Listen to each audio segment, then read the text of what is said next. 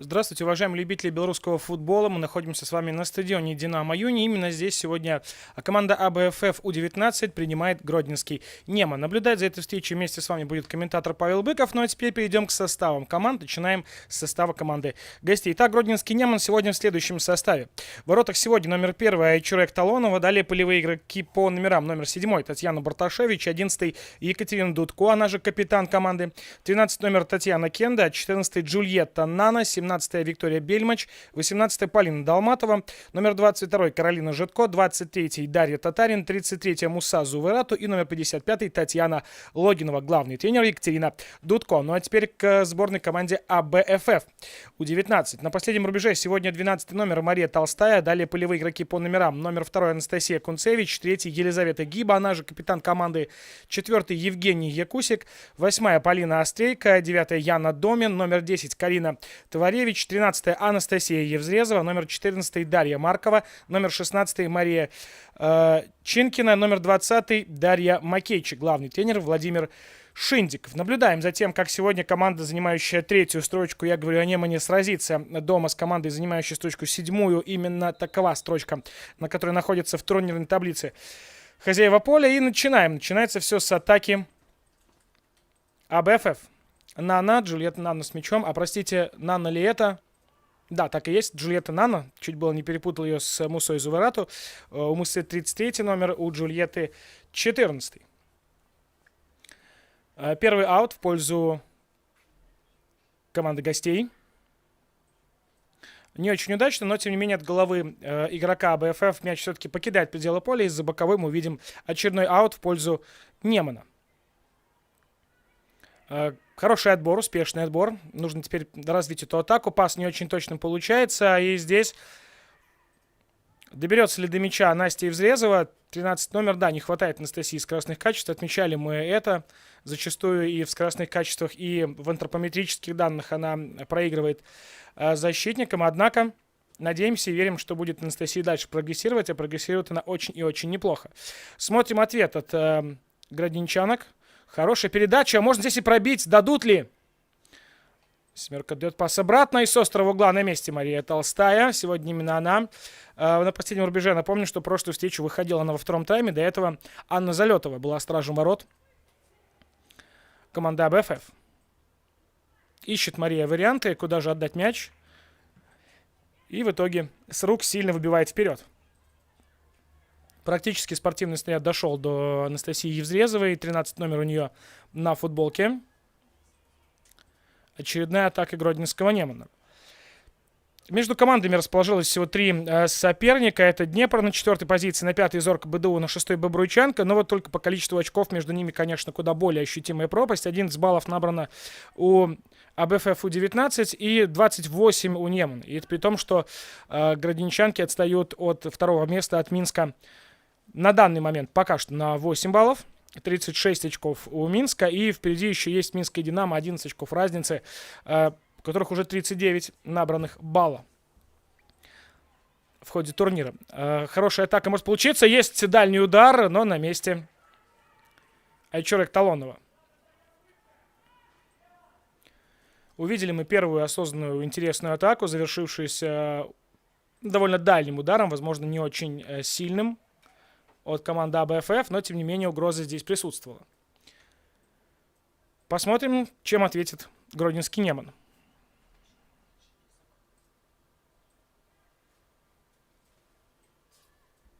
Хороший вот мяча, есть простор на правом фланге, можно отдавать, но здесь очень быстро включаются в работу защитники, и в итоге мяч покидает пределы поля. Давайте познакомим вас с судейской бригадой. Главные рефери сегодня Елена Коноплянникова, помогают ей Ксения Горовцова и Ольга Купцова.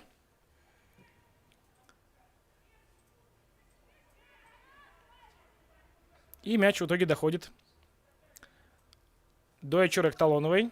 Евзрезова демонстрирует попытку высокого прессинга. И в итоге Айчурек вынуждена выносить мяч куда-либо подальше от своих ворот. Мяч в итоге покидает пределы поля, уходит в аут.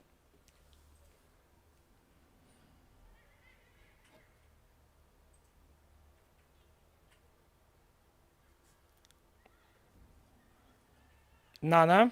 Передача в центр. Есть там забегание, нужно отдавать дальше. Но вот такое интересное развитие событий выбирает Неман. Хороший. Можно отдавать. Отличная должна быть здесь передача. Здесь очень хорошо сыграла Елизавета Гиба. Капитан прочитала эту ситуацию. Судя по всему, увидела, понимала, что именно в ту зону будет идти передача. И грамотно сыграла ногой.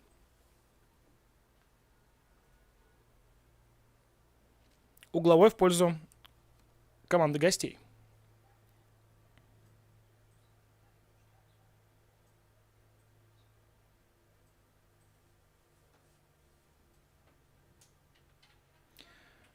Не очень уверенный розыгрыш, но здесь чуть было не ошиблись игроки АБФФ при выносе мяча.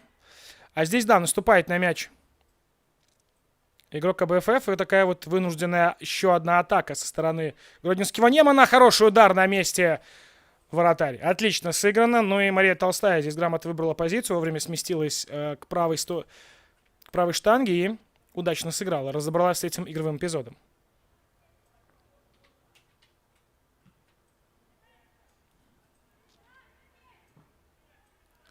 Евзрезова борется за мяч, но здесь навязывает ей борьбу. Хорошо, Настя, кстати, здесь прокидывает мяч дальше. Есть еще шансы. И еще раз ей дают добраться до мяча. Но это такая хитрость, мне кажется, со стороны Дарьи Татарин. Потому как поле закончилось, и мяч покинул пределы поля именно от Анастасии Евзрезовой.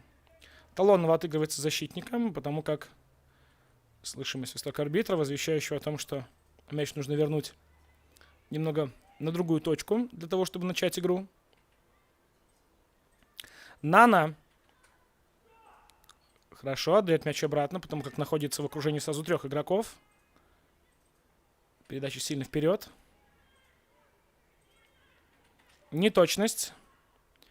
И мяч перехвачен. Ну что, прошла первая 5-минутка, пока у нас счет 0-0. Видели мы, причем одинаково острые попытки атаковать как с одной, так и с другой стороны. И тем интереснее будет, надеюсь, наблюдать за сегодняшней встречей. Ну а пока наблюдаем за очередной атакой гродненского Немана.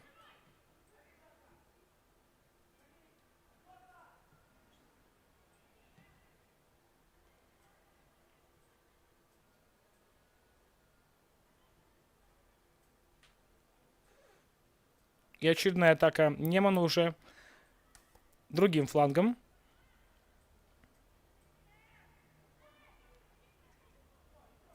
Здесь уже высокий прессинг от Муссы Зуверату. И попытка отправить мяч в район центрального круга завершается перехватом от Каролины Житко.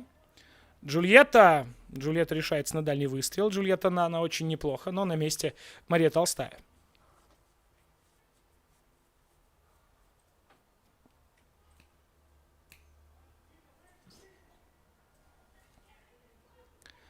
Вынос. Удачная игра защитников. И мяч у команды АБФФ. Попытка здесь сыграть на коротке, но очень близко была линия аута, поэтому мяч пределы поля покидает от Муссы Зуверату. Будет аут в пользу команды АБФФ.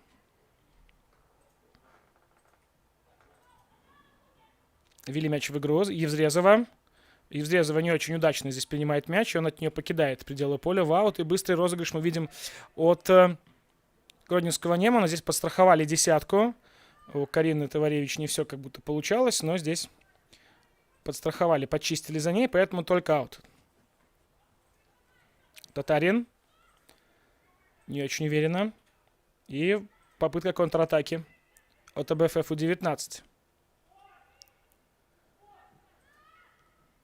Вынос от Талоновой. Хорошо здесь подставила корпус игрок АБФФ. Но, к сожалению, не дали развить ее успех. Показалось мне, что это Даша Маркова, если не ошибаюсь. По-моему, это была именно она. Здесь промахивается по мячу одна из защитниц. Возможно, кстати, не промахивается, а специально пропускает его. Понимая, что позади ее никого уже нет. Только Мария Толстая, только вратарь. Ну, а Мария не устремила за этим мячом. Мяч спокойно вышел в аут. И розыгрыш от АБФФ. Высокий прессинг от гродненского Немана. И наблюдаем за попытками из-под этого прессинга выйти. Хорошо сыграно Макейчик здесь.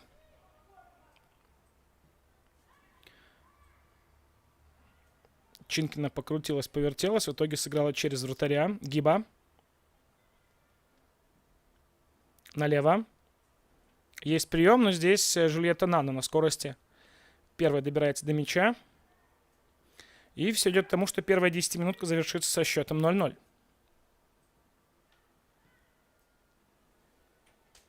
Девять минут уже сыграно. Атака правым флангом.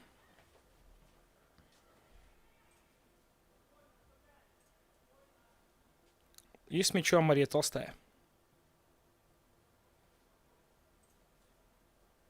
Гиба. Чинкина. Сильно вперед, в надежде, что может, судя по всему, на устремление Макейчик по силе удара и по траектории рассчитывала Чинкина. Однако, мне кажется, мяч немножко не так выбрал траекторию полета, поэтому был перехвачен кем-то из обороны гродненского Немана. Но на ваших экранах Дарья Татарин, как обычно, быстро вводит мяч в игру. Скидка от 18 номера, от Полины Долматовой, но первым на мяче оказываются девушки команды АБФФ.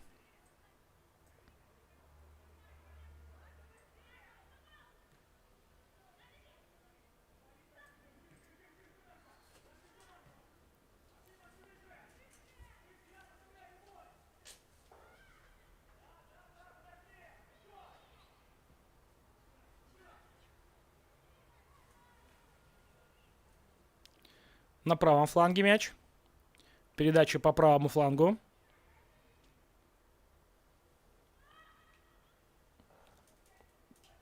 Далеко от себя отпускает мяч при приеме игрок гродненского Немана. И вот вам контратака.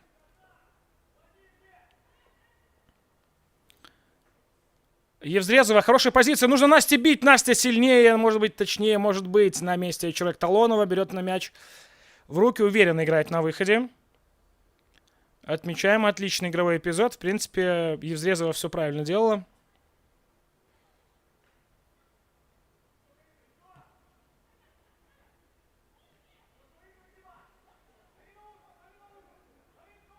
И тут же ответ. Муса Зуварату. Ну, вот такая попытка ударить из-под защитника. В принципе, интересно. По задумке исполнено, да. Может быть, не так сильно, как хотелось. Поэтому мяч становится легкой добычей Марии Толстой.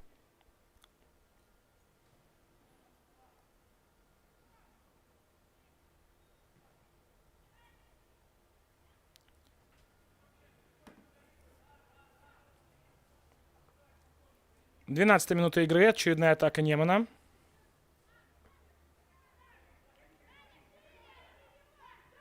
Дарья Татарин. Покидает мяч по делу поля. Вот игрока команды АБФФ. И Дарья Татарин ведет его в игру. Аут в пользу гродненского Немана.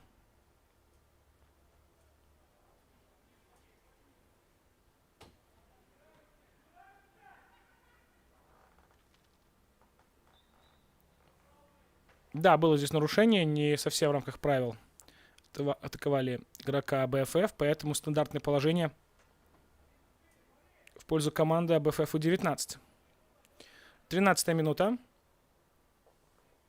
Счет пока у нас по нулям.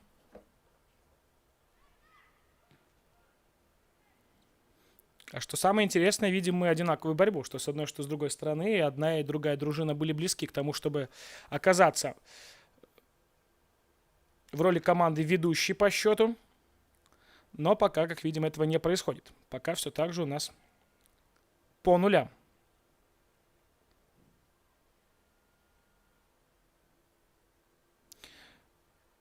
В первой встрече, кстати, гродненского Немана и команда АБФФ У-19 все завершилось со счетом 5-1.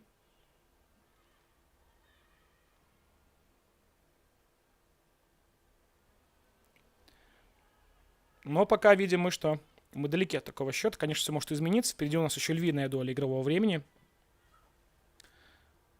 Поэтому как будет в итоге предсказать сложно. Тем более мы не раз уже замечали, я думаю, вы со мной согласитесь, уважаемые любители футбола, что в матчах женских команд очень много решает зачастую вопрос психологической подготовки. Да, в принципе, не только в женских, любых. И часто команда, пропуская один, а затем второй, быстро, с одной стороны, может быть, имеет место раскрытие игры в том плане, что нужно забивать, все больше внимания уделяется атаке. Муса Зуварату наносил удар головой, не точно.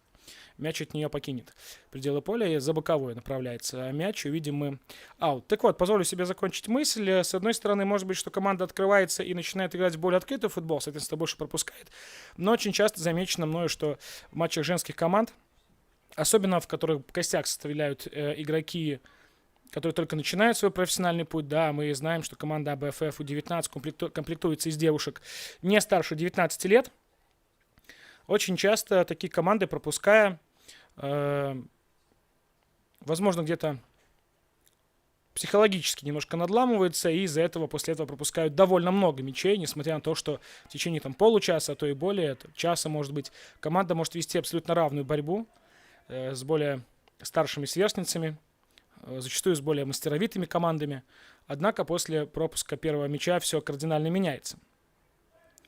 Наивно было бы, конечно, полагать, что в других матчах с открытием счета ничего не меняется у других.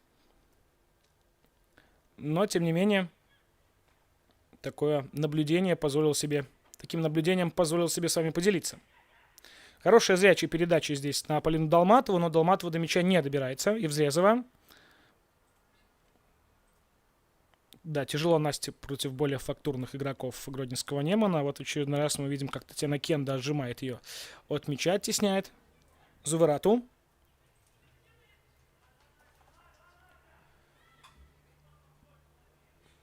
И мяч покидает пределы поля от одной из гродненчанок.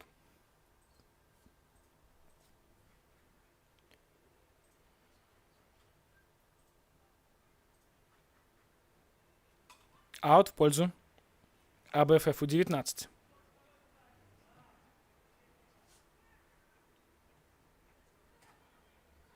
Неточная передача. Вот уже контратака может получиться очень опасно. Дудко отдает на Нану. Нана входит в штрафную, разворачивается, возвращает Дудко. Да, показывает Елена Конопляникова. Поднимайтесь. Не было там нарушения правил. Джульетта Нана.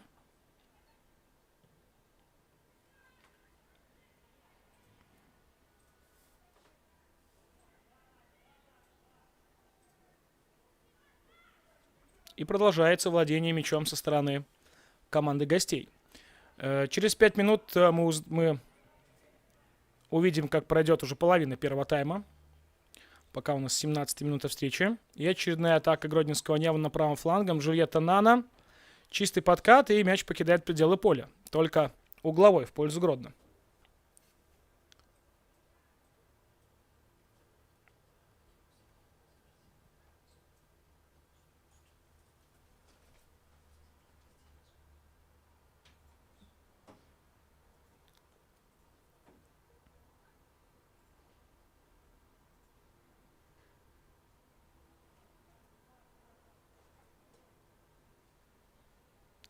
Итак, угловой. Есть навес. На дальнюю есть удар головой, но мяч взмывает ввысь и приземляется очень далеко от ворот. И его забирает в руки вратарь команды АБФФ.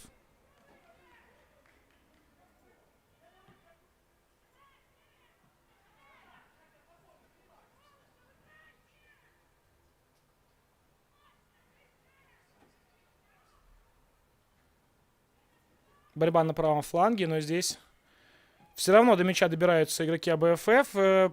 Удачно действует и Чурек Талонова, мяч у нее в руках.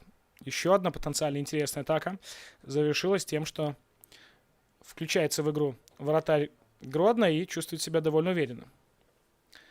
Здесь не было ли положения вне игры? Да, есть положение вне игры. Конечно же, Евзрезовой нужно быть внимательнее, Анастасия. Нельзя оставаться при такой атаке где-то там, за спинами защитников. Ну и поэтому, как видим, еще одна атака заканчивается ничем. Хотя, мне кажется, перехват и владение было довольно перспективным.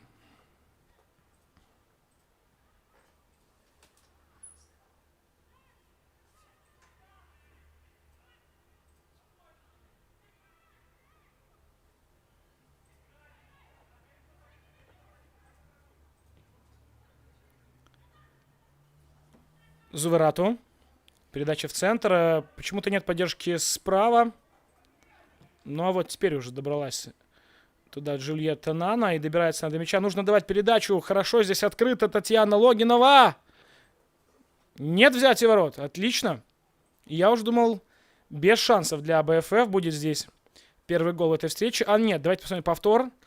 Хорошо здесь пропускала Логинова. И вот такой удар от Полины Долматовой. Очень остро. Очень интересно.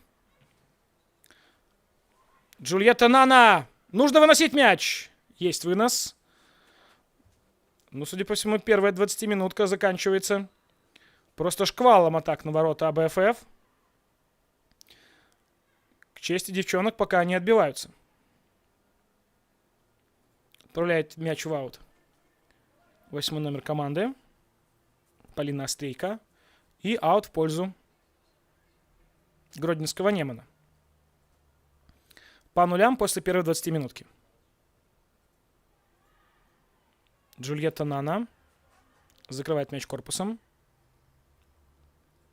Здесь не очень поняли друг друга Джульетта и ее сокомандница. Джульетта не совершила стартовый рывок по флангу, ну а пас туда уже последовал. В итоге безрезультатно, но, правда, и команда АБФФ не очень удачно вышла из обороны в атаку. Судя по всему, в расчете на рывок Евзрезовой, но Анастасия не отличается высокими скоростными качествами, поэтому первыми на мяче оказываются защитницы гродненского Немана. Вот может опасно получиться. Здесь еще Зуврату готова поиграть. Перевод направо. Нана! Нана может пробить, может отдать. Ну, здесь вот такое решение. Уже вторым темпом подоспевали на подмогу своей обороне игроки АБФФ, поэтому мяч отправили подальше от своих ворот в район центрального круга. Зуврату поборолась. Подбор за Татарин. Зуврату идет в обыгрыш. Ищет возможность отдать передачу. В итоге подскальзывается, и мяч уходит команде АБФФ.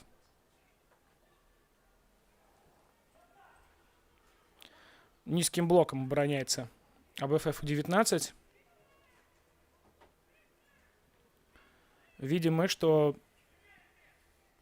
медленно, но верно Неман прибирает нити игры к своим рукам, точнее к ногам, наверное, будет сказано, и начинает раз за разом наваливаться на оборону АБФФ. Девчонкам Владимира Шиндикова остается надеяться только на контратаки. Нет здесь нарушения, конечно же, было видно, что зацепила носком газон игрок АБФФ. Евгения Якусика это была, поэтому абсолютно согласен я с молчанием свистка Елены Конопляниковой. Итак, половина первого тайма позади. Счет у нас все так же по нулям. Пока счет в этой встрече не открыт. Но отмечаем мы, что и одна, и другая команда имели шансы для взятия ворот. Причем довольно острые, что с одной, что с другой стороны. Просто в последние 5 минут, ну, более интересно смотрятся атаки гродненского Немана. Но к чести обороны Владимира Шиндикова АБФФ отбивается и даже находит в себе силы для интересных контратак. Быстрее нужно действовать Анастасии Евзрезовой. Хорошая передача. Евзрезова с мячом. И вот вам уже хорошая, интересная такая масса. Отлично сыграна Анастасия. Хороший дриблинг и удар от Евзрезовой. 13 номер. Давно я от нее такой игры не видел. Да и, признаться честно, подобные... Не знал, что подобные технические финты техничные есть в арсенале у Насти. Посильней бы, да, так очень неплохо. По задумке и по моменту супер.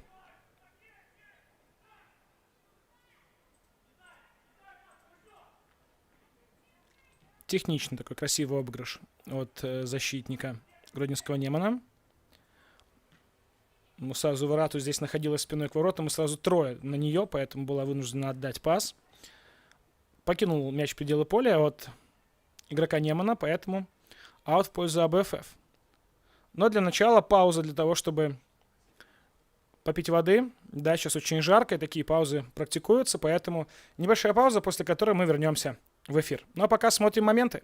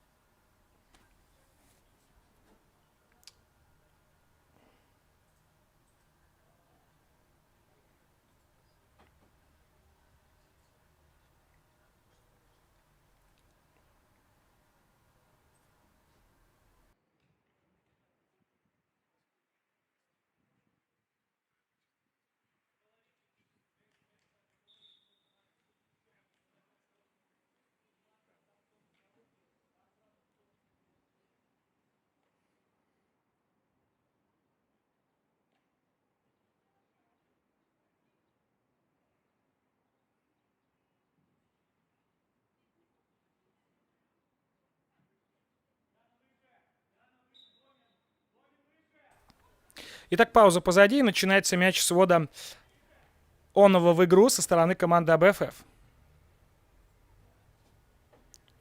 Заметно сегодня Дарья Якусик. Очень много работы она делает, и обыстряющие передачи от нее мы видим. Ну, так уж не надо, конечно. Татьяна Логинова здесь зацепилась с соперницей. Та ее не совсем так аккуратно оттолкнула. И стандарт в пользу команды АБФФ. Неточная передача.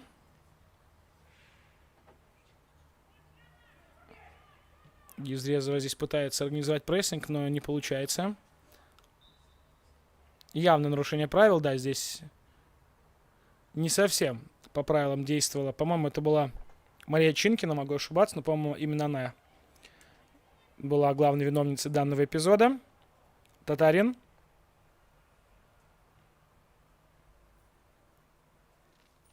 Сброс головой от Долматовой, но некому было, к сожалению, на него откликнуться. Но подбор за Долматовой опять.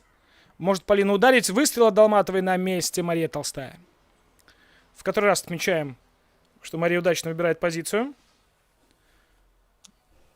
И не испытывает проблем с атаками. Удачно их отражает. Более того, надежно фиксирует мяч в руках. Убивает Толстая мяч. Вот пределы поля. В итоге покидает.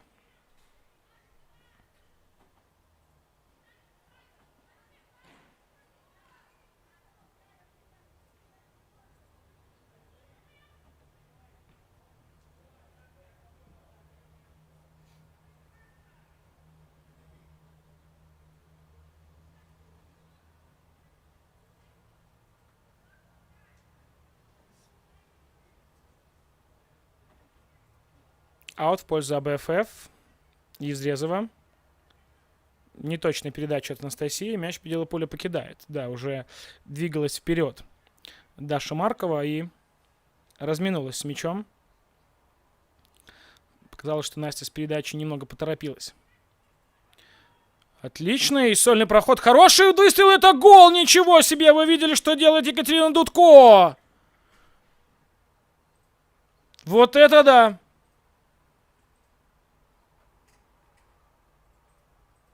Дудко же это была? Или мне показалось? Или Логинова? Давайте посмотрим повтор, если есть такая возможность. Мне казалось, что это был сольный проход от Кати Дудко. Да, так и есть. Отличный выстрел. Ну, а вот здесь немного ошиблась. Толстая вышла вперед и не смогла отразить этот мяч. 1-0. Гродненский Неман открывает счет в этой встрече. Красивейший гол. Ударом завершился этот сольный проход от 11 номера. И счет матча открыт. 1-0. 1-0. Гродненский Неман выходит вперед. Ну, посмотрим сейчас, сработает ли мое предположение о том, что зачастую юниорские команды начинают пропускать больше намного и теряют инициативу в игре после пропущенного гола. Как правило, пропускают еще несколько. Сейчас увидим, прав ли я в данном отдельном случае, или же это просто случайность. Еще один шанс для атаки. Логинова навес. Ну, а здесь уже, да, здесь на месте Толстая. Прошлые ошибки не повторяет. И уверенно забирает мяч в руки. При этом, конечно же, отойдя назад, несколько шагов сделав для того, чтобы явно не получилось как буквально минуты ранее. Татарин головой, но не очень уверенно. Передачу на Евзлезову прерывают. Неплохие сольные действия можем отметить у Каролины Житко.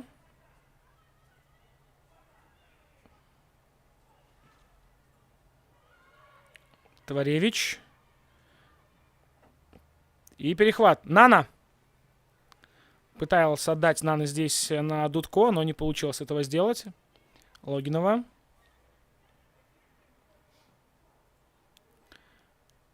Дальняя передача, и головой здесь снимает защитник мяч. И мы увидим угловой.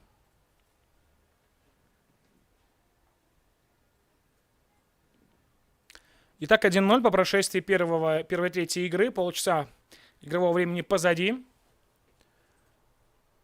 Открывает счет матча Екатерина Дудко. Вот, смотрим повтор. Отлично здесь Катей сыграно. Аплодисментов заслуживает данный игровой эпизод. Умничка. Смотрим за угловым в исполнении гродненского Немана. Передача на дальнюю. Прием грудью мяча от Дудко. Но мяч скакивает далеко. Однако вторым темпом продолжается атака гродненского Немана. Перехват. Нужно выходить из обороны в атаку. Делать это быстрее. Команде АБФФ. Но здесь пока нет поддержки. Поэтому приходится одной Евгений Якусик бороться за мяч. Тяжело, конечно, одному против столь массированной обороны, столь опытной. Но Евгения хотя бы попыталась. С другой стороны, возможности у нее не было ни развернуться, ни еще передачу отдать кому-то спереди. Оставалась там она одна. Заблокирован удар. На этот раз Полина Долматова его наносила. И 15 минут игрового времени отделяют нас от перерыва.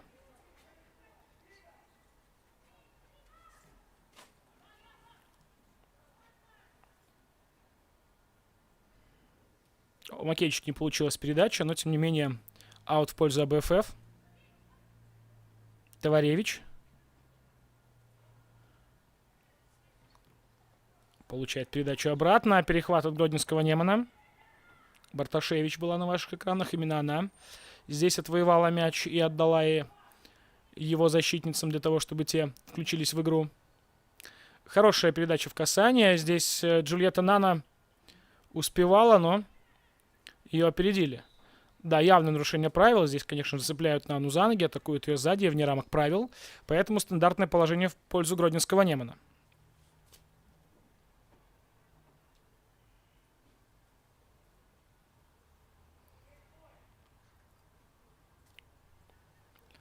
Стандарт. Хороший навес в район 11-метровый. Татарин. Хороший отыгрыш. Сложно здесь будет ударить 23-му номеру. А здесь передачу на Джульетту Нану прочитывают и прерывают. Мяч вынесли вперед, но атака Немана продолжается. Джульетта Нана.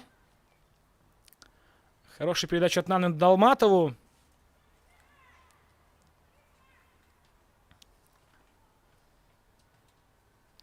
И снова атака гродненского Немана. Снова проблемы с выходом из обороны в атаку у команды Владимира Шендикова.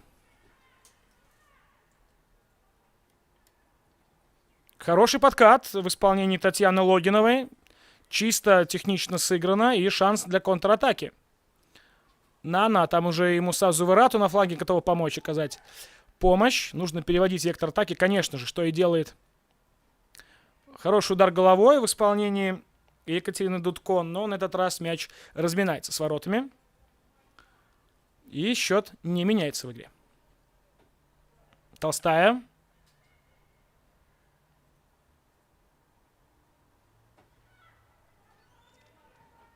И контратака в исполнении команды АБФФ. Здесь, конечно же, доберется до мяча Татьяна Кенда первой.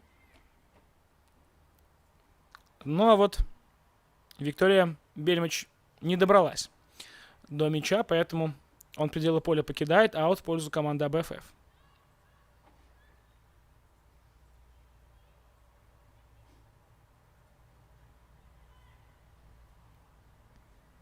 Чистый отбор от гродненского Немана. Нана.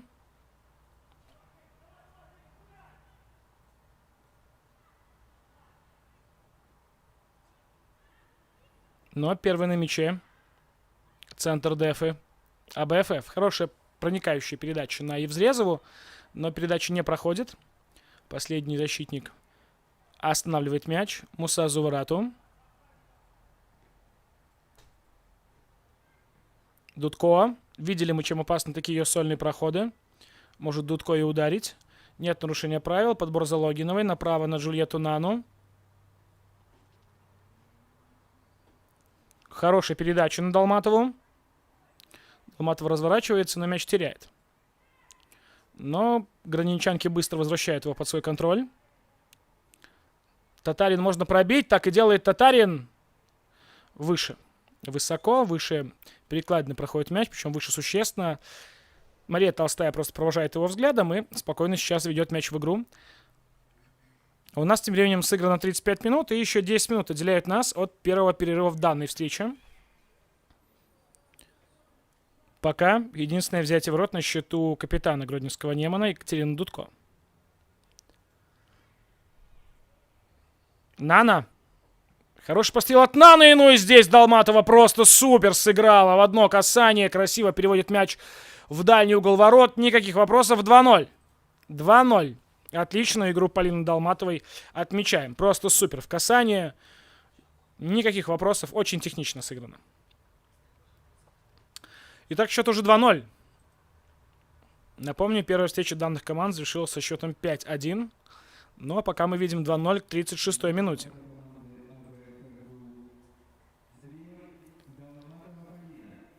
Посмотрите еще раз. Ну, заглядение. Просто супер.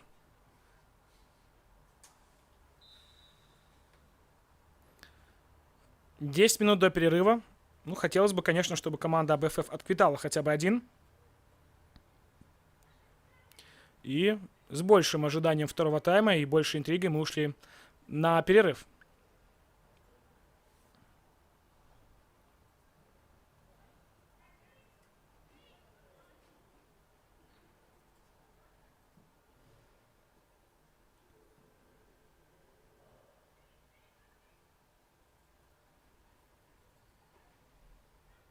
Хорошая передача на Зуварату, но вот Зуварата с продолжением передачи не очень хорошо справилась, отдала в борьбу, и мяч стал добычей защитников АБФФ.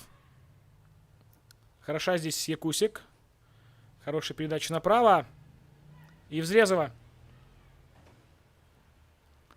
Навес от Евзрезовой снимают здесь головой защитницы гродненского Немана этот мяч. Могло получиться очень опасно.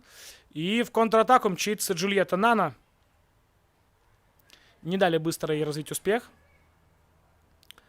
Однако с мячом все так же игроки гродненского Немана атака продвигается правым флангом. Хороший удар!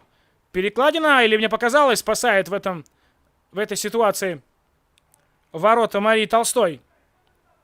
Суперский момент. И снова отмечаем, как круто же сыграла здесь Екатерина Дудко. Могла оформлять дубль Катя буквально 10 секунд назад. Но, судя по всему, каркас ворот сыграл в пользу Марии Толстой.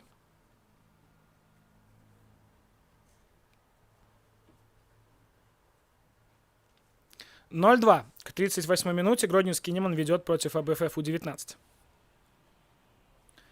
И угловой.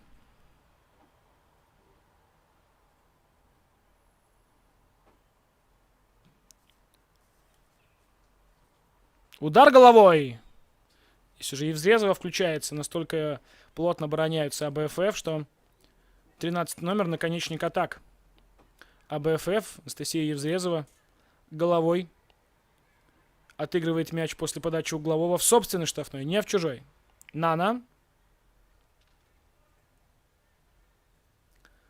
Хороший дальний выстрел, и это третий мяч. Не получается у Толстой здесь сыграть. По-моему, это Кенда была. Да, так и есть. Вот о чем я говорил. Пропускает команда, и за следующие 10 минут пропускает еще дважды. Ничего, согласитесь, по старту игры не предвещало, что команда АБФФ будет проигрывать гродненскому Неману 3 мяча к 40-й минуте. Смотрим повтор. Кенда решается на дальний выстрел, тоже такой по навесной траектории. Неудачно здесь играет Мария Толстая, хватается Маша за голову. Понимаем ее чувства. Но есть как есть. 7 минут до завершения первого тайма, и по игре могу вам сказать, что нет во мне какой-то внутренней уверенности, что счет не изменится в большую сторону, что мы уйдем именно с 3-0 на перерыв.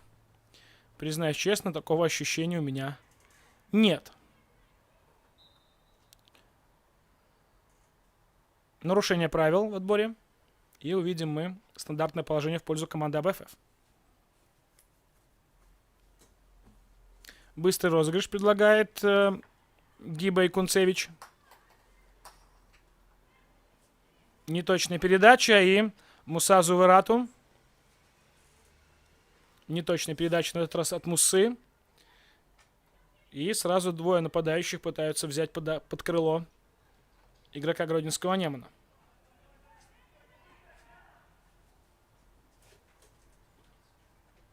Талонова. Перевод мяча направо.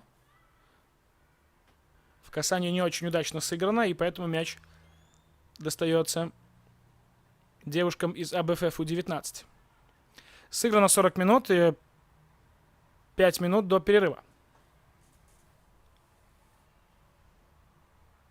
Ну и, возможно, еще некое компенсированное время в том числе.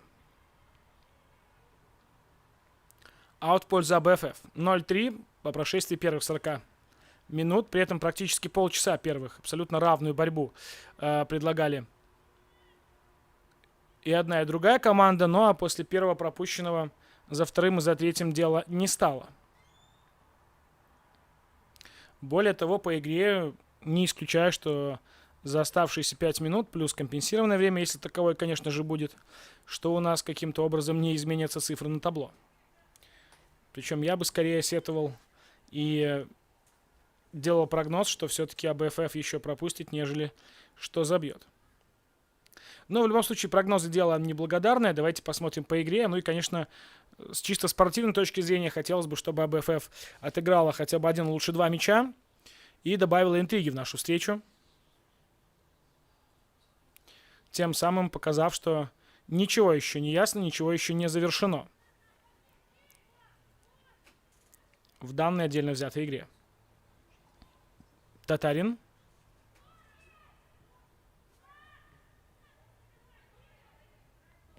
Отлично сыграно. Хорошая передача.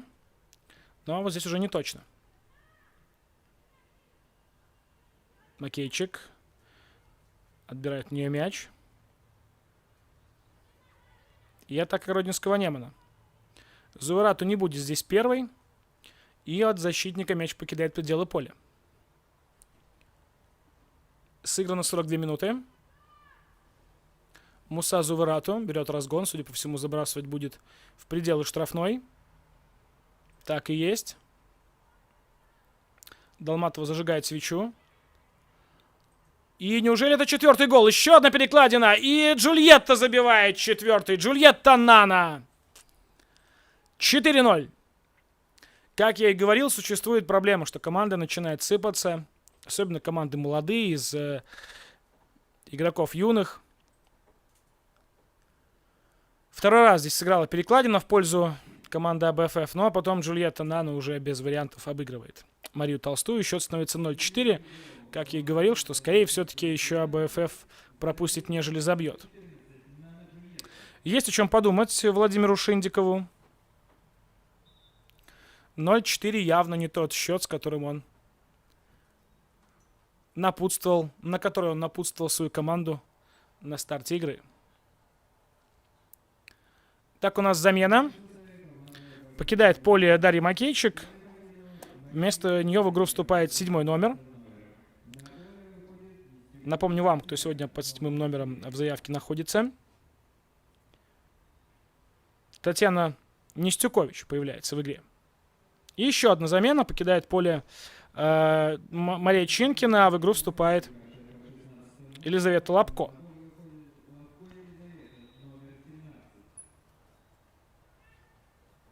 Благодарим девушек за игру.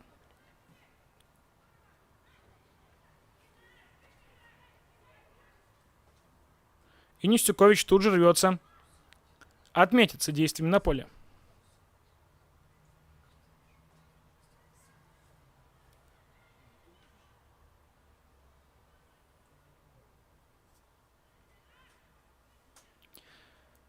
Вот так, не дожидаясь перерыва, решается на двойную замену сразу Владимир Шиндиков. Будем надеяться, что замены эти принесут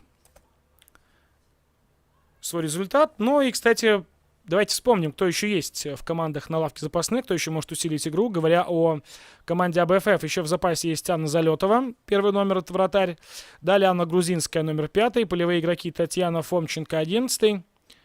Валерия Кунцевич, 15. И Анастасия Хорошевич, номер 23. Говоря о обойме Екатерины Дудко, там еще вратари Виктория Авдейчик и Екатерина Ковальчук, и полевые игроки Наталья Качан, Анжелика Фифилатьева, 15 номер, 19 Мария Сороколетова и по 20 номер Анастасия Астасевич. Вот те, кто еще могут заиграть в сегодняшнем матче и показать себя во второй половине встречи. 15 секунд до перерыва, счет 0-4.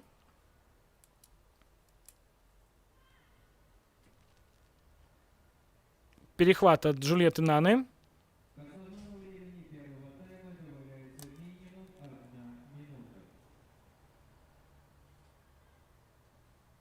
Талонова вступает в игру. Пас на центр ДФА и перевод на Татарин.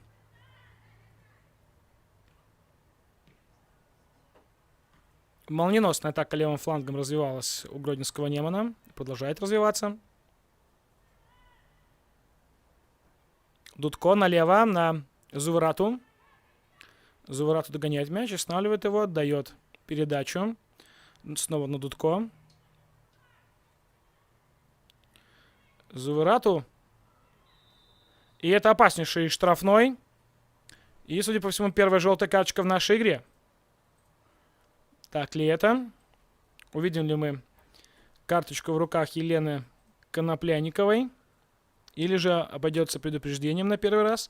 Ну, судя по всему, на первый раз обошлось предупреждением, но с такой позиции точно есть кому забить у гродненского Немана. Показывает главный рефери, что по свистку.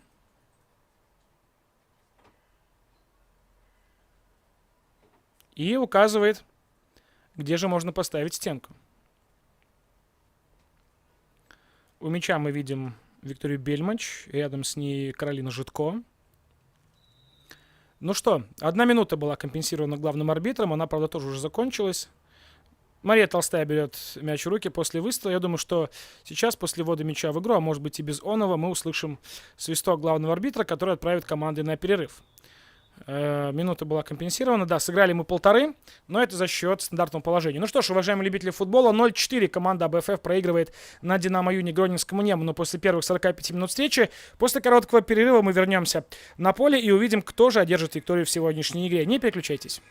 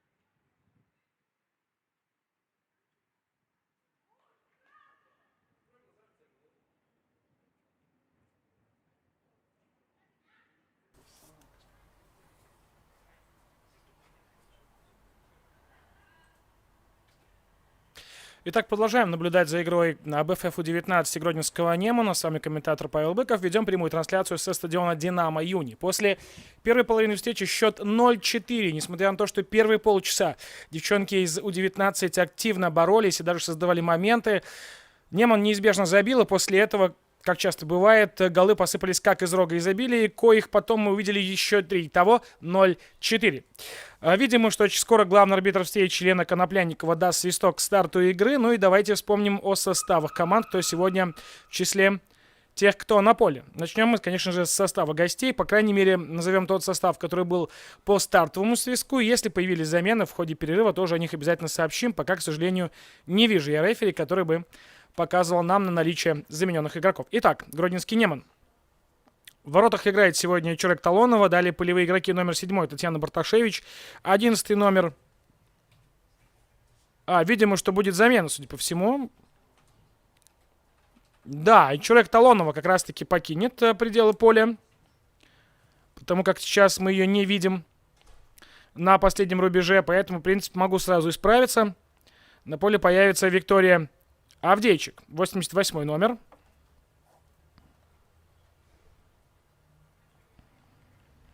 Будут ли другие замены, позже сообщу. Итак, полевые. 88-й, простите, полевые. 7-й Татьяна Барташевич, 11-й Екатерина Дудко. Стартовый свисток дан. Смотрим за футболом далее. Далее 13-й номер Кенда Татьяна, 14-я Джульетта Нана, 14-я Виктория Бельмач, 17-я, простите, Виктория Бельмач, 18-я Полина Долматова. Досмотрим атаку. Нана хороша. Хорошо на правом фланге. Будет отдавать, есть навес. Но мяч покидает пределы поля, поэтому... Да, и видим мы, что замена, в том числе и в составе команды Владимира Шиндикова, тоже голкипер. Там Мария Толстая уступила место Анне Залетовой. Продолжим. Номер 22 в составе Немана Каролина Житко, номер 23 Дарья Татарин, 33-й Муса Зуварату, 55-й Татьяна Логинова, главный тренер Екатерина Дудко. А теперь о команде АБФФ. Итак, была у нас замена. Две замены мы увидели еще в первом тайме. Тогда Дарья Макейчик покинула поле. Вместо нее появилась Елизавета Лапко. И покинула поле Мария Чинкина, номер 16. Вместо нее появилась Татьяна Нестюкович, номер 7. Снова смотрим за Наной на фланге. Снова не очень удачно. Снова мяч покидает пределы поля. Анна Залетова ведет мяч в игру. Итак, давайте теперь вспомним о том, кто же был на воротах. Изначально Мария Толстая защищала рамку. Но, видимо, что во втором тайме ее заменяет Анна Залетова, первый номер. Далее полевые игроки по номерам. Номер 2 Анастасия Кунцевич. 3 Елизавета Гиба, капитан команды. 4 Евгений Якусик. Женю часто мы могли видеть и в эпизодах борьбы, и ключевых передач. Огромный объем работы сегодня она делает. Правда, пока объем этот не конвертируется во взятие ворот. Чего-то не хватает команде Владимира Шиндикова сегодня. Далее полевые. 8-я Полина Острейка, 9-я Яна Домин, 10-я Карина Товаревич, 13-я Анастасия Евзрезова, 14-я Дарья Маркова. Вот так выглядит состав команды Владимира Шиндикова, который является главным тренером АБФФ У-19.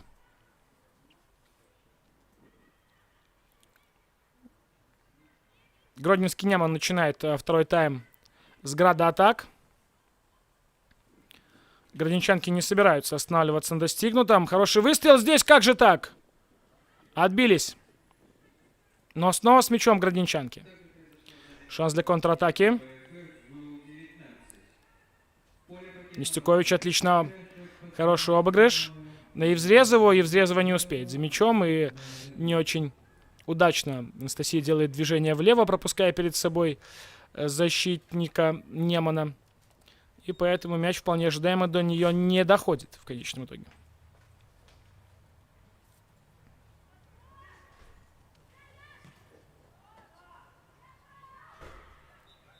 Нестюкович. Да, вне рамок правил. Здесь Татьяна принимала мяч. Поэтому стандарт в пользу Гродненского Немана. Зуварату. Оттесняют здесь от мяча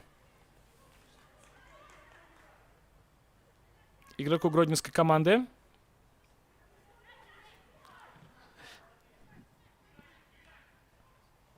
И покидает мяч. Не покидает пока пределов поля, но теперь точно покидает. Неудачно здесь оступилась Татьяна Кенда. Видим, что находится она на поле, и подбегает к ней Елена Коноплянникова для того, чтобы уточнить, сможет ли она продолжить игру. Ну и рядом уже медики находятся. Гродненского Немана, видим мы это. Помогают сегодня Елене Коноплянниковой рефери Ксения Горовцова и Ольга Купцова. Ну а мы наблюдаем за вводом мяча в игру в исполнении Гродненского Немана.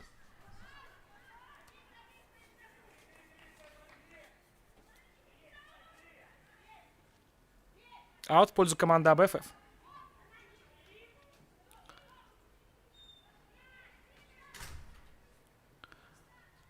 Евзрезову сзади атаковали. Атаковали нелегитимно. Поэтому видим мы стандарт в пользу команды АБФФ. 50-я минута встречи. У мяча Полина Остейко. Передача от Полины.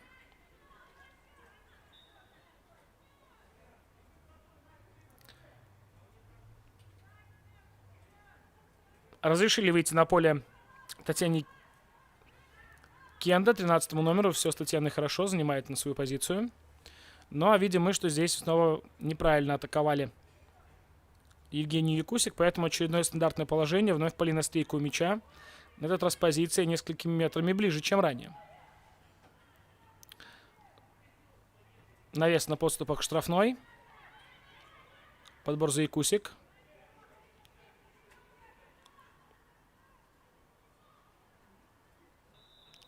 Еще одно нарушение. Снова достается здесь Жене. Желтая карточка игроку Гродненского Немана. Получает свою желтую Татьяна Барташевич. И очередное стандартное положение. Смотрим повтор. Да, здесь еще и по лицу заехали. Может быть, не во всем умышленно, но де-факто имело место быть. Поэтому желтая карточка и еще одно стандартное положение в пользу АБФФ. На этот раз другой фланг. С правого фланга видим атаку. Хороший навес. Удар головой, но мяч проходит рядом с каркасом ворот. В принципе, начало первого тайма было в чем-то схожим. Были тоже атаки.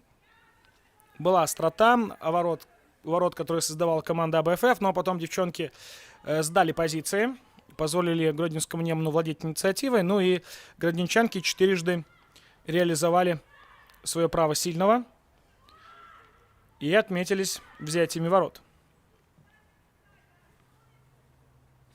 Напомню, первая встреча этих команд завершилась со счетом 5-1. Но уже 0-4 имеем. Несмотря на то, что я все-таки склонен утверждать, что дружина Шиндикова из матча к матчу демонстрирует все более интересный уровень футбола, все более понимают друг друга, скажем так. Да, все больше есть определенный наигрыш, и видно, что все-таки в движениях и действиях игроков есть тренерская задумка. Но, тем не менее, сейчас видим, что не все так просто. Ну, а здесь видим мы сейв в исполнении Анны Залетовой. Мог счет становиться уже историческим, если вспомнить, что именно счет 0-5 увековечили в свое время легенды русского рока в композиции «Аргентина и Ямайка». Но, признаюсь честно, есть у меня внутреннее ощущение, что подобный счет мы еще сегодня увидим. Дай бог, чтобы я ошибался. Ну и, конечно, хотелось бы, чтобы АБФФ... Понятно, что, наверное, тяжело надеяться на полноценное исправление ситуации, когда ты горишь 0-4, и у тебя на все про все 40 минут, даже меньше. Но это футбол, в нем всякое бывает. Как минимум на гол престижа я надеюсь. Думаю, что вы меня в этом стремлении поддержите, уважаемые любители футбола.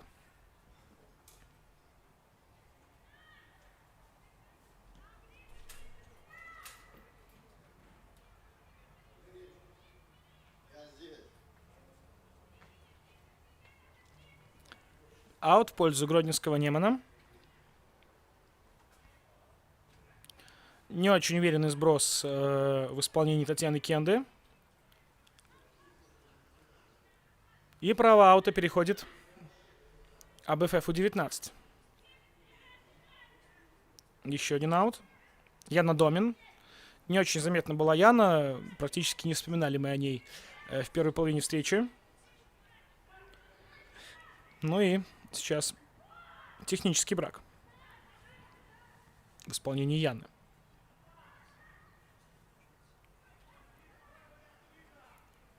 Залетова на защитника. Не добирается Логинова до мяча.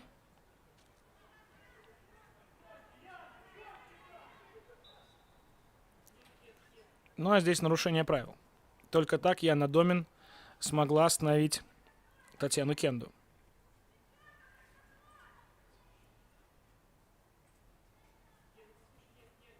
Бельмач. Именно она будет реализовывать данное стандартное положение. Каким образом, сейчас увидим.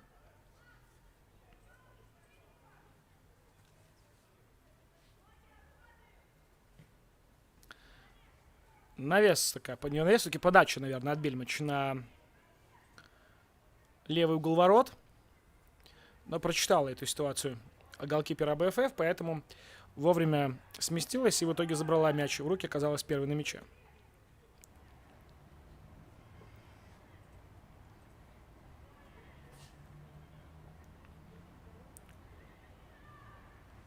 Раз за разом мяч все-таки приземляется после игры на втором этаже.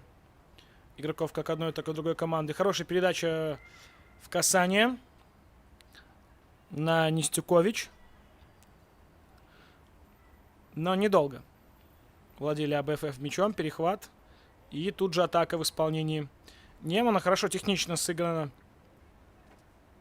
номером 33. Ну а здесь не дали встретиться с мячом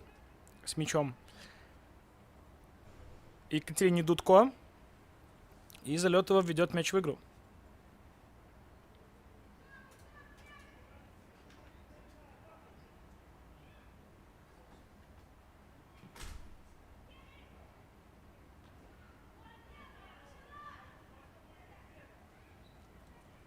Обращали мы уже несколько раз внимание. Я думаю, что, в принципе, многие любители женского футбола обращали, что у Залетовой, мне кажется, нужно все-таки больше внимания уделить вопросу ввода мяча в игру, потому как не очень сильно она это делает, и, как правило, очень предсказуемое направление. Из-за чего большое количество игроков оказывается на одном из флангов. И, соответственно, команда, которая первая принимает мяч, как правило, за счет этого имеет большое количество пространства и свободных зон для атаки. Что, конечно же, крайне нежелательно для дружины обороняющейся.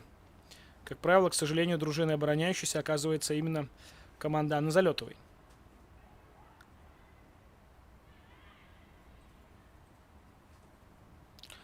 Угловой зарабатывает гродненский Неман. Долго закрывали корпусом. Ну и в итоге мяч оказывается возле углового флажка.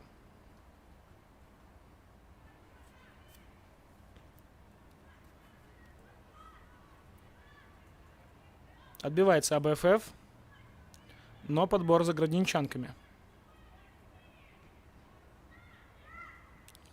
Здесь была близка и Взрезова к тому, чтобы передачу перехватить. Ох, если бы у Насти получилось, было бы интересно. Можно было делать выход 2 в 1.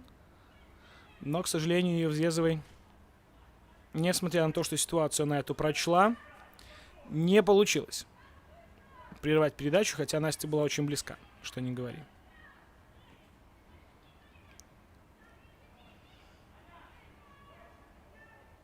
Гиба. До последнего наверняка будет закрывать корпусом мяч Гиба. Так она это и делает. Вполне логично. Мяч пределы поля покидает. И Залетова тут же быстрый розыгрыш защитником. Не очень уверенный прием мяча от Нестюкович, но она поборолась. Осталась с мячом, умничка. Отличная передача! В последний момент защитник Гродно отправляет мяч за пределы поля. Ох, опасно могло получиться. Какое все-таки отличное видение поля у Татьяны Нестюкович. Насколько четкая передача, насколько она увидела динамику момента, поняла, как нужно сделать. Хороший дальний удар! Невероятно! Крестовина! Вот это выстрел от Якусик! Я уж думал, гадал, снимем ли мы с дальней девятки паутину, и было настолько близко. Ух! Аж дух захватывает. Давайте посмотрим. Вы смотрите, какая красота. Ну, невероятно же. Многое говорил про Женю Якусик, что огромный объем работы на ней, и ключевые передачи интересные, и видение поля у нее замечательное. И, в принципе, сегодня она действует очень хорошо и надежно. Но вот если бы сейчас она еще гол записала на свой счет, ну, просто была бы изумительная ситуация. Но пока нет. Будем надеяться, еще возможность у нее представится. Благо, полчаса еще командам играть. Евзрезова очень технично, пяткой под себя. Двоих обыграл, идет на третьего.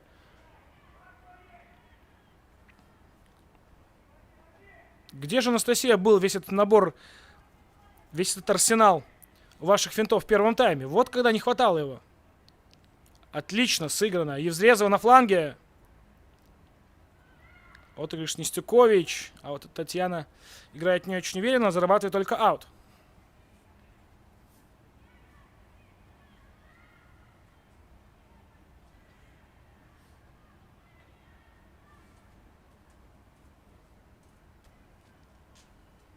С мячом Гродно.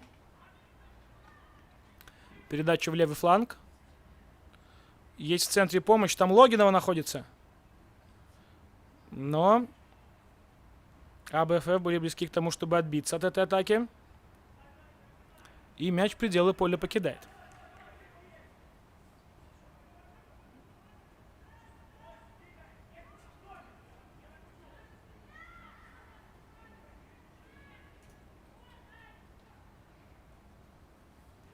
И тем не менее остается мяч у градинчанок. Неплохо. Подбор за Гродно опять.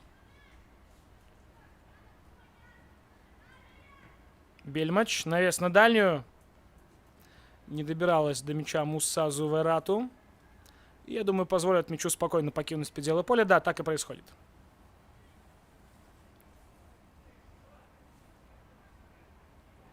Ввели мяч в игру девушки из АБФ. Гиба.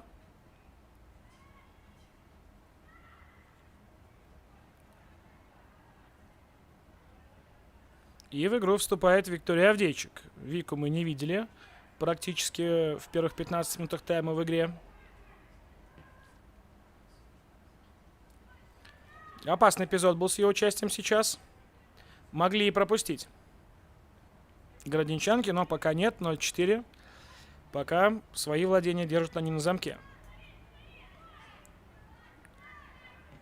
Чурек Талонова оставила в неприкосновенности ворота, но и передала теперь эти ворота под опеку Виктории Авдейчик. Посмотрим, как Вике удастся сохранить. В графе пропущенные 0 сегодня.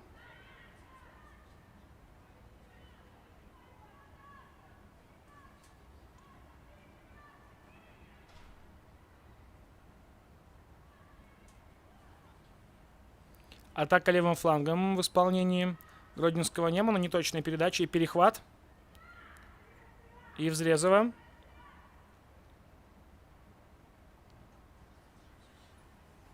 Отрабатывает Настя до конца. Атака правым флангом. Нужна поддержка. Якусик только одна она. Нужно бить. Есть удар не очень сильный. Яна Домин это была? Или мне показалось?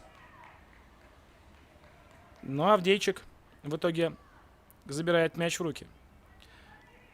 Да, здесь просто не ожидала Якусик, что что-то подобное пройдет. А вот у Яны Домин не очень сильно получился удар. Хотя и правильно она его наносила. Так что с отскоком от газона. Но не очень сильно. Поэтому Виктория Авдейчик проблем особых не испытала. И в падении мяч забрала в руки.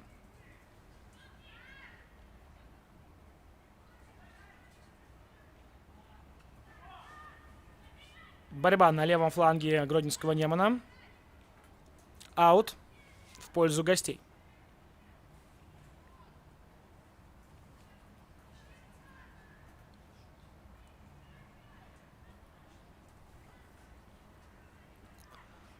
Перенос вектора атаки на противоположный фланг, но там первыми до мяча добираются девушки из АБФФ, но его теряют. И тут же на левом фланге появляется оперативный простор для Муссы Зуверату,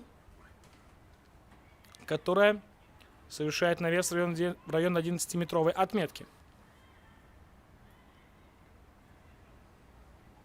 Ну и видим мы, что после нескольких острых моментов, как будто девчонки из АБФФ сами испугались своей прыти. И опять повторяется сценарий первого тайма, когда инициатива отдается команде сопернику.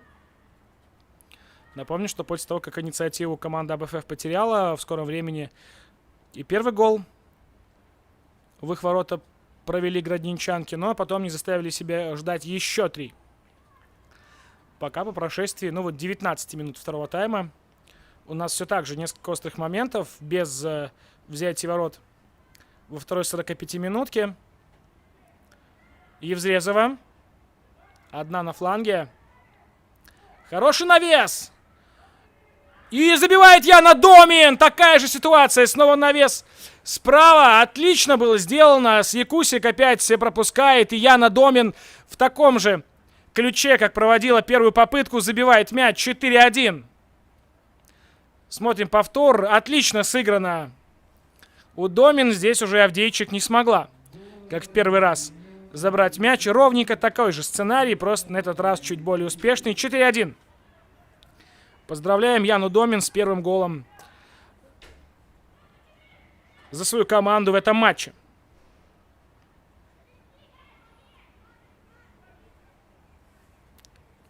Гиба, против нее 11 номер. Девушка, которая отмечалась сегодня уже голами, Екатерина Дудко, капитан команды. Угловой.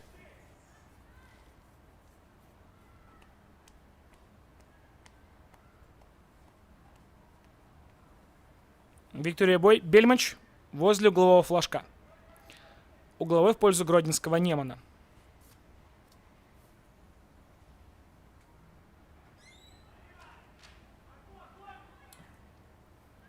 Навес на дальнюю.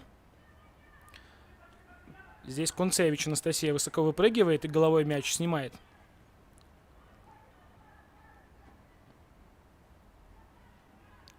Хороший разворот. И нарушение правил. Увидим мы желтую карточку. Кунцевич ее получает. Опасное стандартное положение в пользу гродненского Немана на 66-й минуте.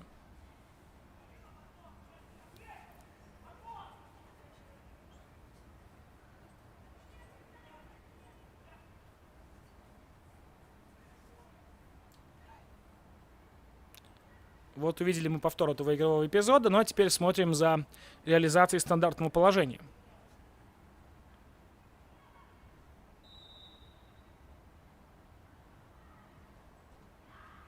Это удар на месте Анна Залетова. Удачно Аня выбирает здесь позицию, и мяч забирает в руки. И тут же попытка от Яны Домин добраться до мяча, но грамотные действия Виктории Бельмач не позволяют ей этого сделать.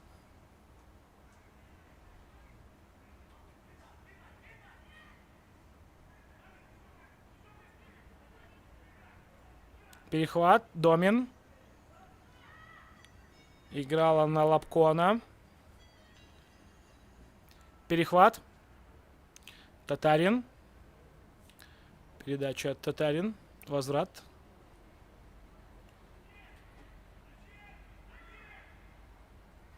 Гиба.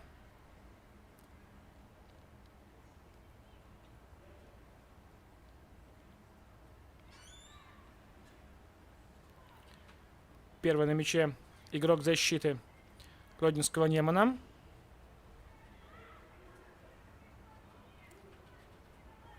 Ну а теперь видим мы, что не спешит команда АБФФ отдавать инициативу. Нестюкович справа. Не получилось, но остается у нас мячом. Второй навес. Евзрезова. Не вышло.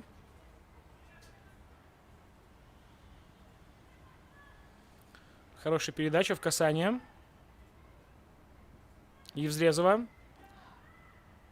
Нестюкович. Обыгрывает Нестюкович. Подкат. Не очень удачный, однако аут в пользу АБФФ. 69-я минута встречи. Половина тайма сыграна. Евзрезова падает, но поднимается. Не было там нарушения правил. И шанс для гродненского Немана на контратаку.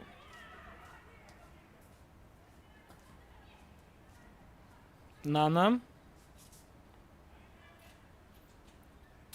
Где-то мы это уже видели в исполнении все той же Екатерины Дудко. Попытка перекинуть голкипера. И у нас небольшая пауза для того, чтобы игроки могли пополнить запас воды, после чего мы вернемся в эфир.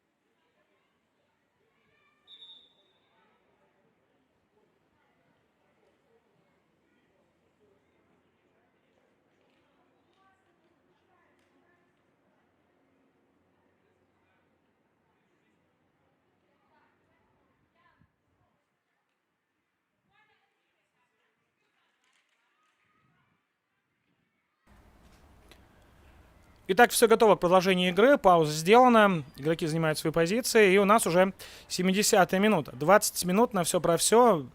Не предполагаю я сценарий, при котором АБФФ может отыграть отставание в 3 мяча. Однако, скажу честно, то, как проводит второй тайм команда Владимира Шиндикова, мне определенно нравится. Есть наглость, есть атаки, есть понимание того, как противоборствовать градинчанкам, как быть. Поэтому здесь полноценно могу сказать, что то, с каким запалом команда вышла на второй тайм, мне определенно намного больше нравится, чем то, с каким запалом они завершали первый. Логинова. Нужно выносить, но первая на подборе градинчанка. Бельмач это была. И в аут мяч отправляет игрок АБФФ. Бельмач быстро вводит мяч в игру на Дудко, но Дудко мяч покидает пределы поля, поэтому видим мы, как Анна Залетова готовится ввести мяч в игру.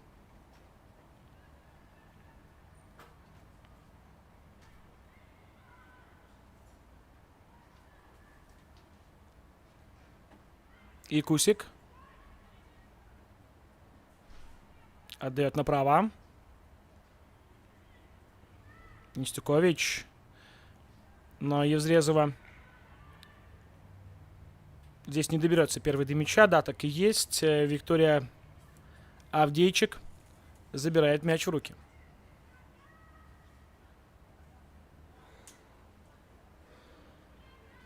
Кенда направо.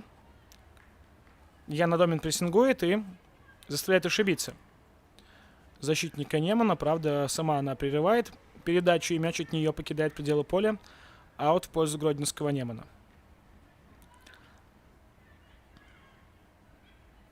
Логинова. Направо. Перевод на Зуверату. 33 номер штрафной. Здесь Долматова предлагала себя в качестве человека, которому можно дать передачу, но пас на нее не последовал. И контратака. Евзрезова. Хорошо обыгрывает Настя. Нужно отдавать передачу. Да, немножко затянула Евзрезова с передачи. Мяч потеряла.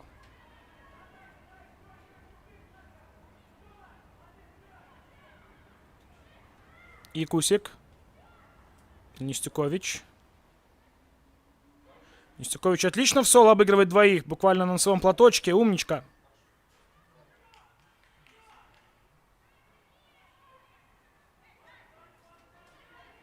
Дудко. Сильно направо. Джульетта Нана здесь. Нана в центр. Возвращает Дудко. Несколько передач. Уход во фланг. И здесь Гиба блокирует попытку передачи. И от нее мяч покидает пределы поля угловой. В пользу гродненского Немана.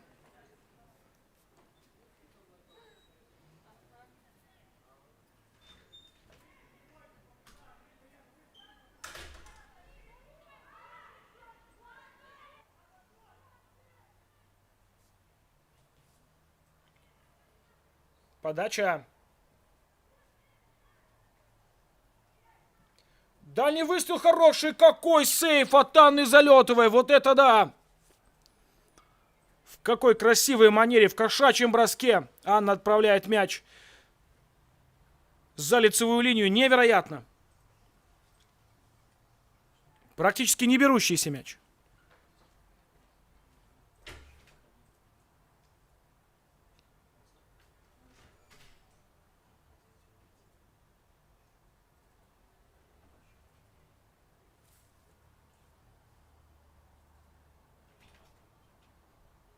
Еще один угловой. 75-я минута. Навес в район 11-метровый. Нестюкович первый на втором этаже. Домин на подборе. Пытается сыграть головой и сделать скидку. Не очень удачно. Логинова. На месте. Кричит я. Анна Залетова уверенно берет мяч в руки. Да, команда АБФФ часто проигрывает. Да, счета, как видите, тоже бывают довольно большие в нашем чемпионате. Но меня радует, что раз за разом, если вы смотрите за игрой команды Владимира Шиндикова, вы видите этот прогресс. На мой взгляд, прогресс той же Ани Залетовой. Но он виден невооруженным даже взглядом.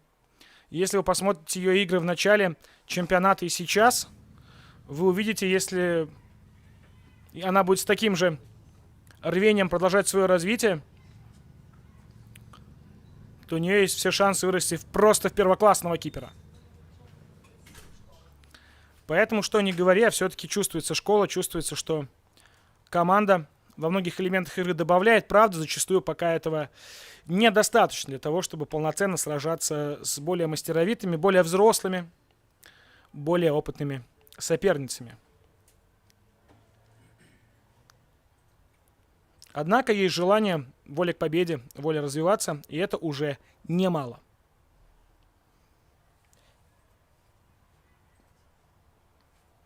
Снова Виктория Бельмач возле углового флажка. Навес. На дальнюю на этот раз. Удар головой. Высоко. Мяч взмывает вверх. И оказывается за пределами поля. И снова розыгрыш от Залетовой с защитником. И снова правый фланг. Практически все атаки, вся острота именно с правого фланга, где расположились и Взрезова, и Нестюкович. Хороший навес. Домин первая на подборе. Серия обманных движений не дают Яне развернуться.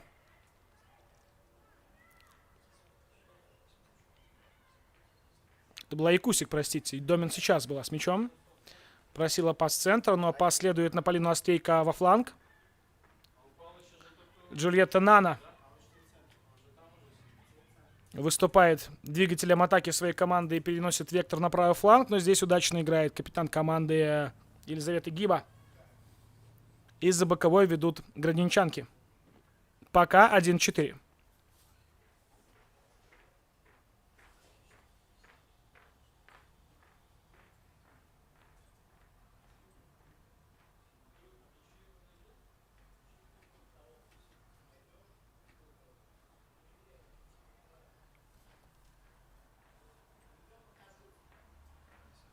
И снова Вика Бельмач. Забрасывает до вратарской.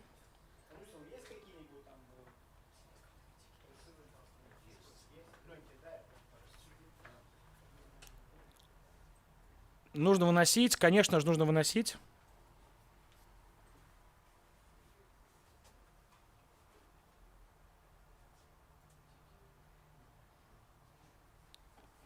Не успевает здесь Евзрезова.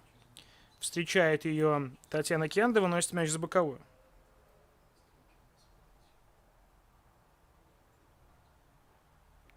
Замена в составе гродненского Немана. Видим мы, что Полина Долматова поле покидает. А вместо нее Наталья Качан появляется в игре.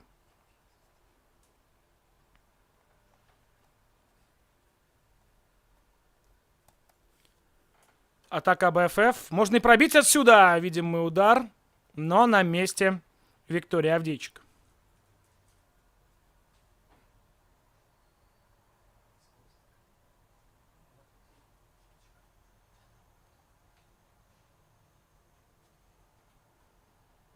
Залетова. Берет мяч в руки Аня. И отправляет его на правый фланг своему защитнику. Тот, в свою очередь, возвращает мяч Ане. Пас на капитана. Гиба продлевает во фланг.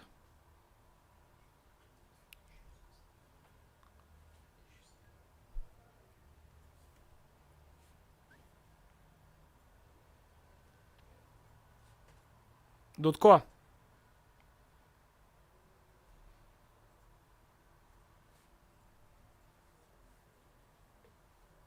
Десять минут до завершения основного времени встречи.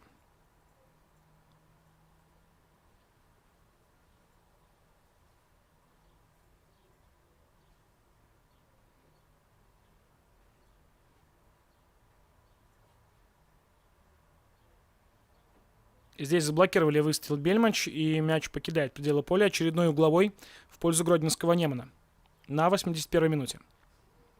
Счет 1-4. Напомню, первая встреча этих команд завершилась со счетом 1-5 в пользу гродненского Немана. Бельмач на ближнюю, но мяч покидает пределы поля. Не очень удачная подача от Виктории. И мяч у Анны Залетовой.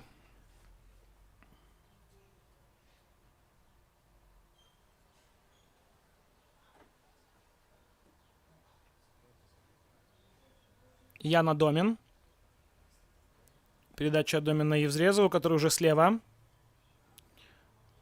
Пока нет поддержки у Елизаветы. Домин. Евзрезова идет в соло, обыгрывает. Делает прострел. Нужно бить.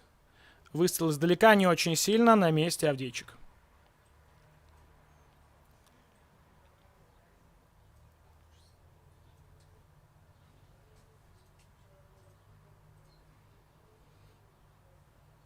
Не успевает здесь за мячом по левому флангу игрок атакующей группы гродненского Немана, поэтому аут в пользу команды АБФФ.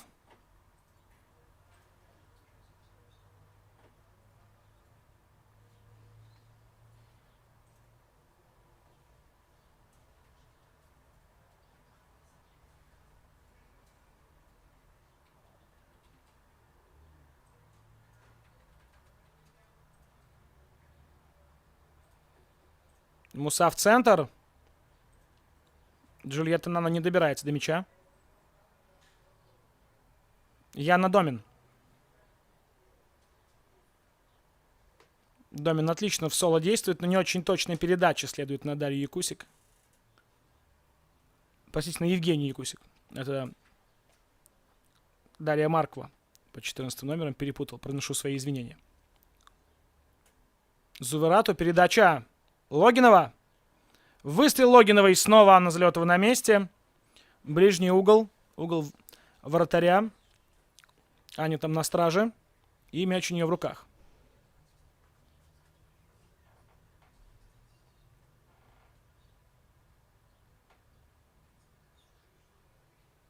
Евзрезова. Пас головой на Авдейчик. Лучшее решение, которое мог предложить здесь защитник. Авдейчик выносит мяч сильно вперед. Гиба первая на мяче. Зажигает свечку Лиза.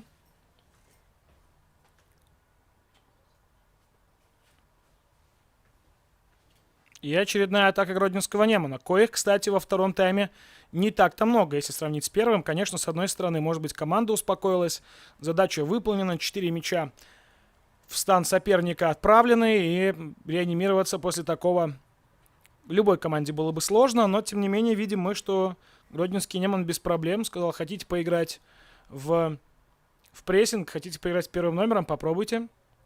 Ну и, как видим, что-то получается у дружины Владимира Шиндикова. Якусик хороша. Не все получилось здесь у Жени, не все, но многое. 6 минут до завершения основного времени сегодняшнего матча. Зуверато на фланге. Опять в центре помогает Джульетта Нана, но не дают развернуться Мусе. Дудко. Нана встречается с мячом на правом фланге, отдает в полуфланг. Снова Нана, снова пас в полуфланг на Бельмач. У Бельмача, если противный простор пойдет сама, можно и пробить. Так и происходит, заблокировано. Ну а теперь уже нет, без шансов. Татьяна Барташевич проводит 5-й мяч в ворота команды АБФФ. Счет становится 1-5 на 85-й минуте. 5-й гол.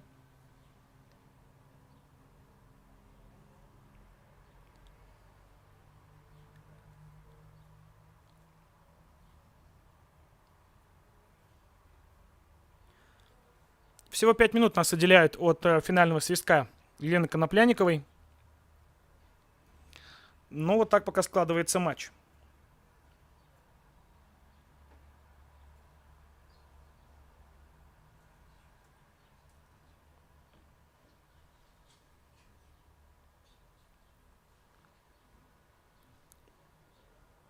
Неужели будет еще один?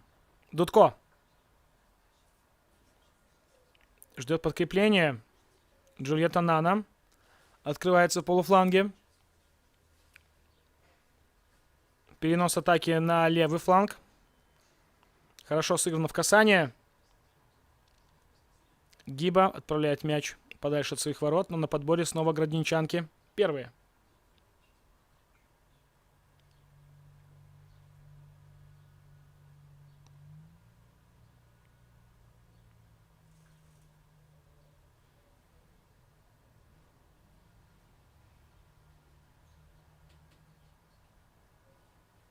Якусик. Да, Логинова здесь прям на бедро ее поднимает. Достается Жене. Но такова участь многих лидеров своих команд, против которых играют довольно грубо.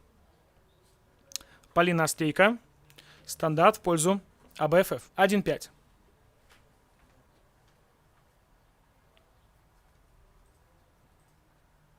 Навес от Полины на дальнюю. От ворот.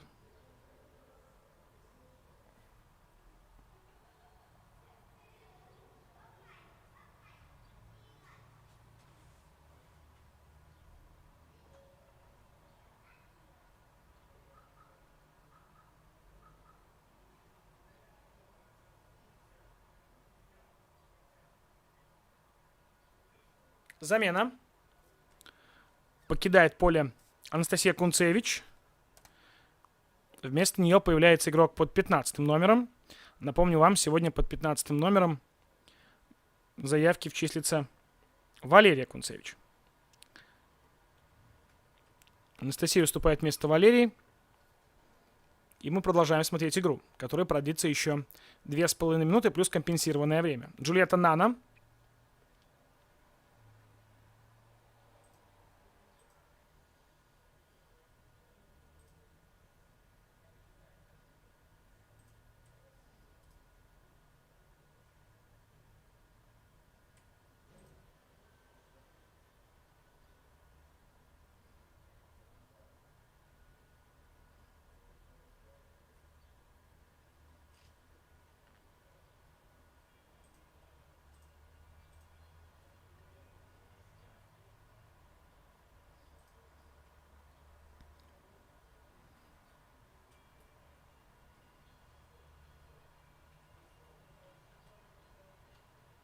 Аут в пользу гродненского Немана.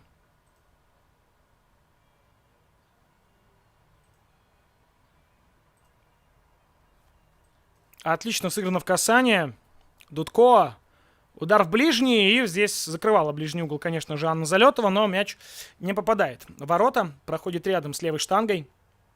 Момент заигран. И через 10 секунд, последняя минута, возьмет свой забег секундной стрелкой.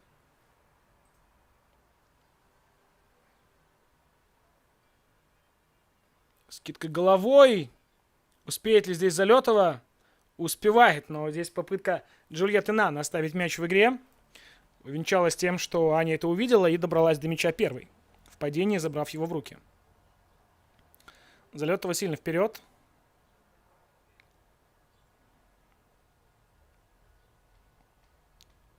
И Взрезова прессингует Авдейчик. Авдейчик посылает мяч верхом в район центрального круга, даже чуть за Логинова. Муса Зуварату. Зуварату видит свободную зону налево, туда и отдает. Куда и устремляется свежая Наталья Качан. Угловой. Итак, не вижу пока рефери, который указывает, сколько времени продлится этот матч. Пока компенсированного времени я не наблюдаю. Но тем временем у нас 5 секунд до завершения времени основного. Навес. Удар! Чуть выше перекладины. От ворот.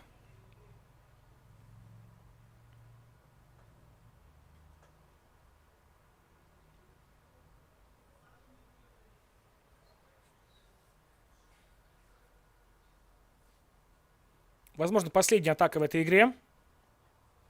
2 минуты добавляет главный арбитр встречи Елена Конопляникова.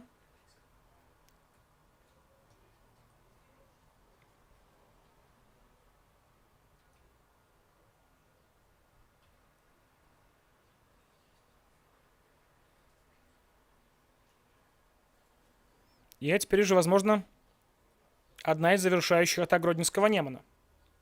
Муса Зуварату.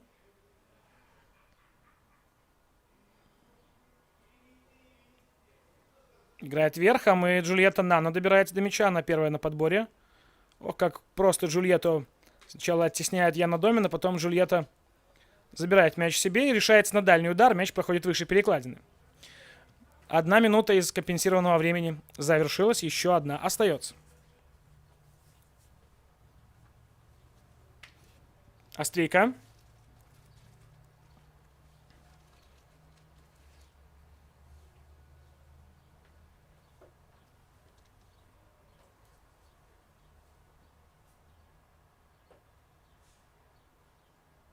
Кунцевич.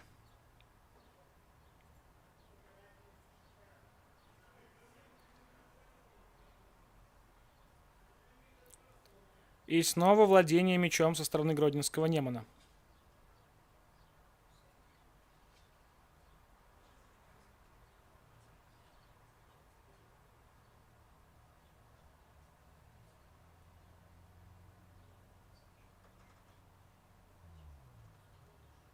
Выходит из ворот Анна Залетова. И мы слышим финальный свисток. Уважаемые любители футбола, завершается игра команды АБФ и Гродненского Немана. Счет становится 1-5. Именно с таким счетом сегодня гости оказались сильнее. За этой встречей вместе с вами наблюдал и комментировал ее для вас комментатор Павел Быков. Увидимся на новых матчах. Любите футбол. До новых встреч в эфире.